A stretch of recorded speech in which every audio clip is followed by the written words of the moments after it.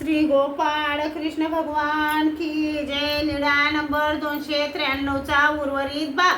सर्वज्ञ म्हणाले, घालू लागा. मग बायसाने अर्धे दंडोते घातले, अर्धे साधाने घातले. मग सर्वज्ञ म्हणाले, येथोनी तुम्ही ऐसे या होवावे की हा जणू तुमते डोये डोये मारील परी तुम्ही डोईची ओढवावी की मुक्तीची चांड तेने मुंगिये विरून चिंतावे. मग साधा श्रीचरणा लागली.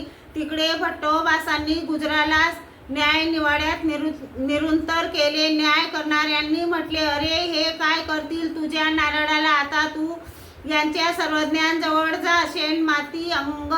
शेणमातीने अंग माखून आडवा पड. मग तेच काय ते सांगतील. मग भट्टोबास पुढे आले. सर्वज्ञांना दंडोते घातले. श्रीचरणा लागले. सर्व व्यवस्था सांगितली.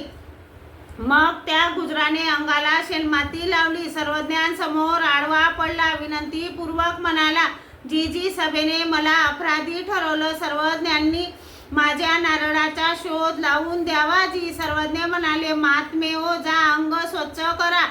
मग तो अंग धुवून आला. सर्वज्ञ म्हणाले, आम्ही सांगू ते कराल तर तुमचा नारळाचा शोध लावून देऊ. हो जी, करीन. सर्वज्ञ म्हणाले, ते नारळ तुमच्या मित्राने नेले आहे. त्याने त्याच्या आईच्या हाती ठेवायला दिले आहे.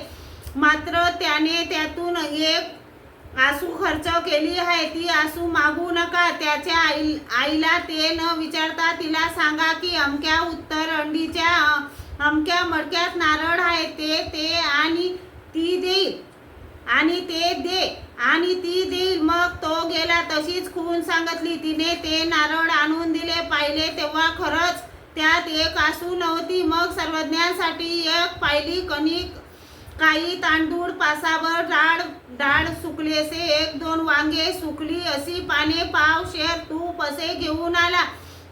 बाईसाला काही ते पटले नाही. तिला राग येऊन तिने त्याला शिव्या दिल्या. सर्वज्ञ म्हणाले, बाई घ्या, आमच्या उपयोगी आणा. बाईसांनी घेतले. सर्वज्ञांसाठी उपयोगात आणले. श्री गोपाळ कृष्ण भगवान की जय.